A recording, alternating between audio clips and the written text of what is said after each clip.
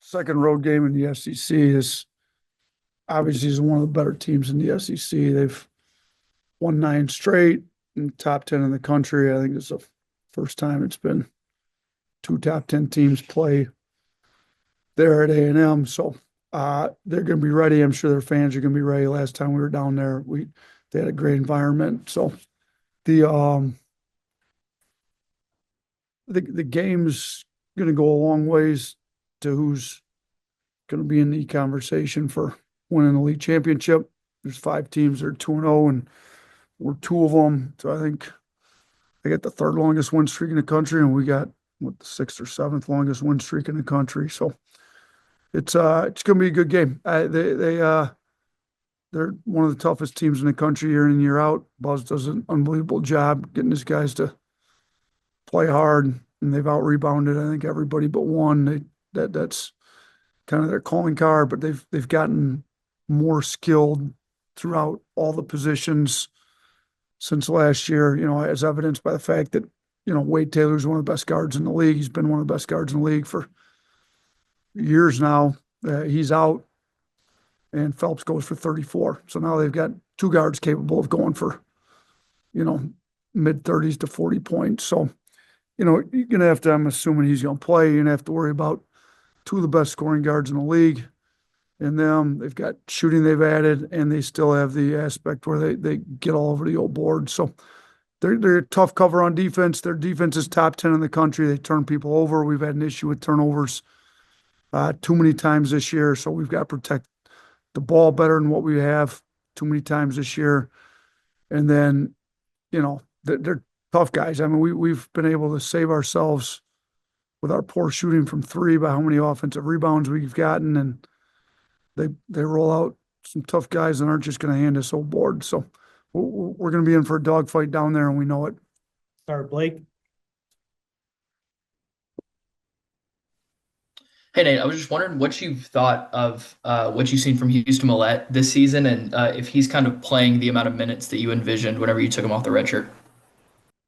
I mean, like Houston, I love Houston.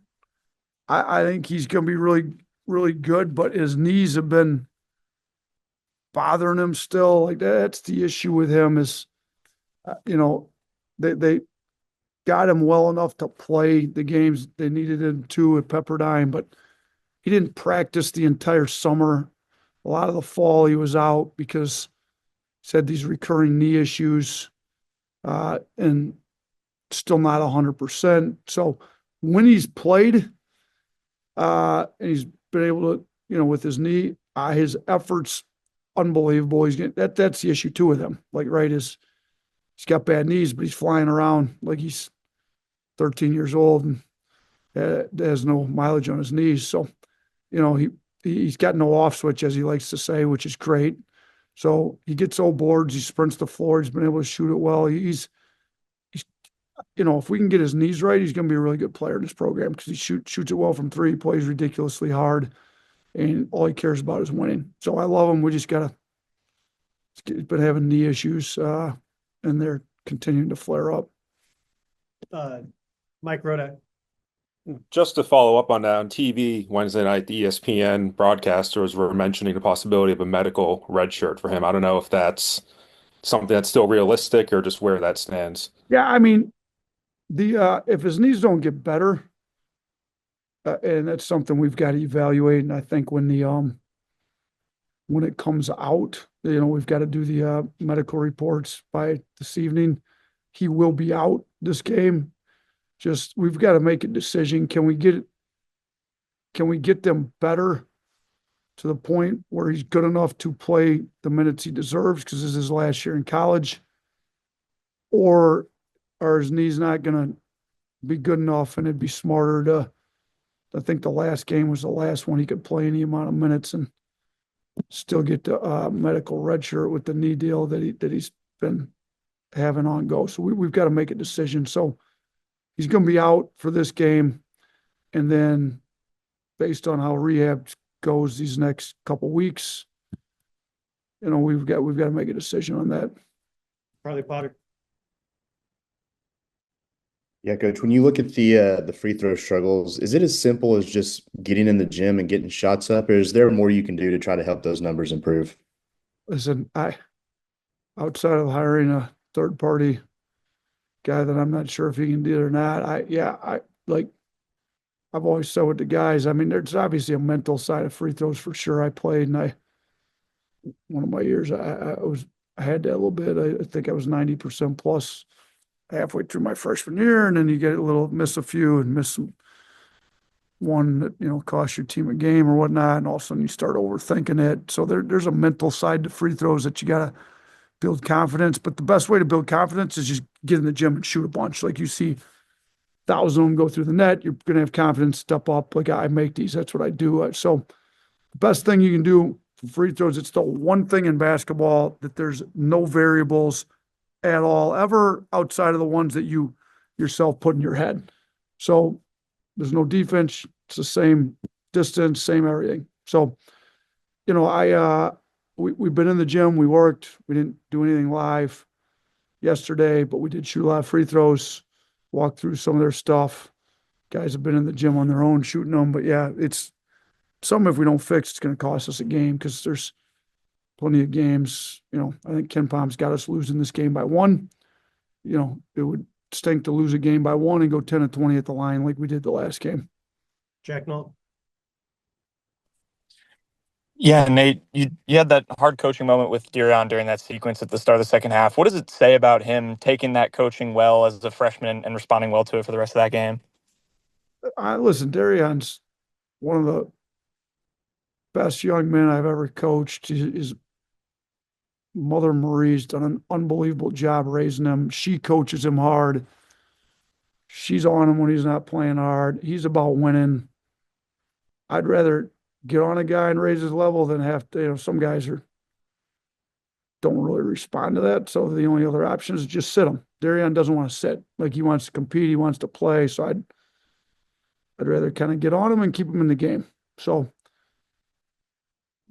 maybe it was too much. It was a combination of the fact that we'd been on these guys about our starts to the second half. The entire starters came out. My point to the second unit is, why do you think all five of you went in before you usually get in? It's for effort. Our defense isn't good enough. And then we go ahead and just give it up. And in hindsight, when I watched the film, it was equally on Chris Youngblood as it was on Darion. Chris is supposed to be back. The guy ran by Darion, so it was pretty obvious that Darion gave it up. But Chris was supposed to be back at the rim in the lane, so that wasn't even an option, even if Darion did get overrun. So Chris should have gotten it as much as Darion. Chris knew it, took the ownership for it and filmed. Darion, unbelievable kid. I love him. And he's super mature and coachable, and I love having him in our program. He's getting better every game. Nick Kelly.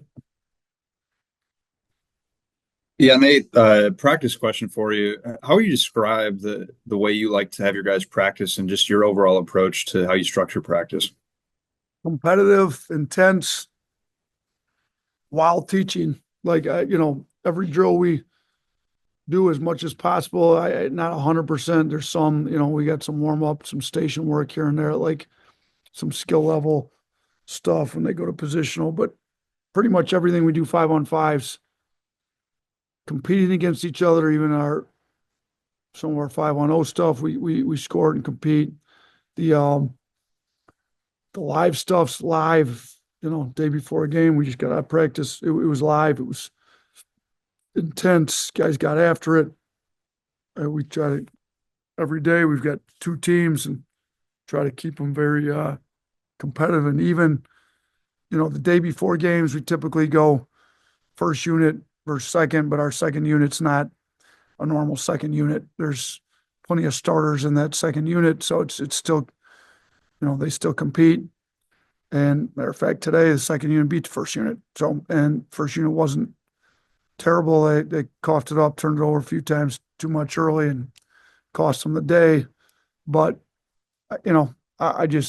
we get after it, but we still teach them. It's not just a tough man contest. There's still lots of teaching while we do it, but we try to teach a lot in film. And when we get going in practice, we try to keep we don't want to stop and talk for long periods of time. The teaching's quick. It's on the side. It's an assistant pulling one guy out. It's quick so that we can keep the pace of practice moving at a high level. Yeah, this game's been a little bit different when. For those of you on Zoom, Tony didn't know how to read and he came in. So he's sitting right here with his stocking cap on like he's out in the Arctic. It's only like, what is it, 30? It's 40 degrees out right now. The stocking cap should be reserved for when it's 0. But if you can't see him, he looks like he's in Alaska right now. Yeah, so this game's been a little bit different in Texas than it has been here. How important is pace of play, and how hard is it to kind of maintain your pace of play when you're playing at their gym? So his question is about pace of play in their gym versus our gym. Look, I'll say this: and you guys are good reporters, you understand that we use analytics. So I'm sure you're all in KenPom. You see all the tempos and stuff. So they've got one of the slower tempos in the country, mainly, well, for a few reasons, but a big one is they press and teams get slowed down with the press. So without turning it over, we would like to try to increase tempo and pace of play. The issue is you get going too fast and you throw the ball around, you turn it over, it plays right into their hands too. So they slow people down, but they turn them over. So without, risking turnovers, we would like to attack the press quickly, get into stuff. Now, the goal is not to have the fastest offense in the country. The goal is to have the most efficient offense in the country. We typically are one of the fastest. Some years we're the fastest high major team in the country.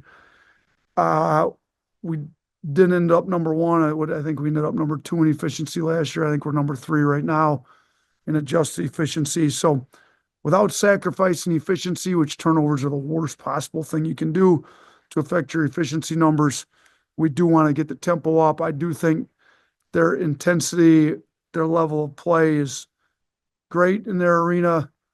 It'd be great. Both teams are kind of top in the country in offensive boards. Can you see this game really coming down to who wins the offensive glass and the second chance points? Yeah. The question is who wins the offensive rebounds and second chance points, and will that determine the winner of the game? I think it will be a large factor in this game because they're number 1 in the country in offensive rebounding rate. I told our guys there's no chance we're getting 100% of our defensive rebounds. We don't even do that against teams that barely crash. So, we can't let them get 50% of them, but the ones that they do get, and they're going to get some because they send 5 guys a lot, we still have to guard it out. We can't be so disappointed with ourselves that, that we just give up when we give up. We got to continue to guard. They don't get points for old boards. They get points for second chance points. So when we do give up an offensive rebound, we just got to guard it out. We got to really guard. Last one, Joe. I was going to ask about pace, but since Tony handled that for us, you have 5 common opponents already. They've played 15 games with your belt. They'll share 5 common opponents. How much do those common opponents really help you with preparation? Even though it's early in that season. Yeah, so the question's about common opponents and how much do they happen. We've had 5 already, which is odd for this early in the year because we did play in the same, MT out in Vegas. So that obviously gave some of them there. It's good because you know what the other team's really about when you play, Creighton, we know how, we look, you definitely like to look at common opponents if they do things similarly. And there's, Purdue, we played there. So, Purdue, Creighton, 2 that for sure you want to look at. So I think Oklahoma for sure, especially that's their last game they played and we just played them recently. So, we definitely looked at that. I think it helps for sure. So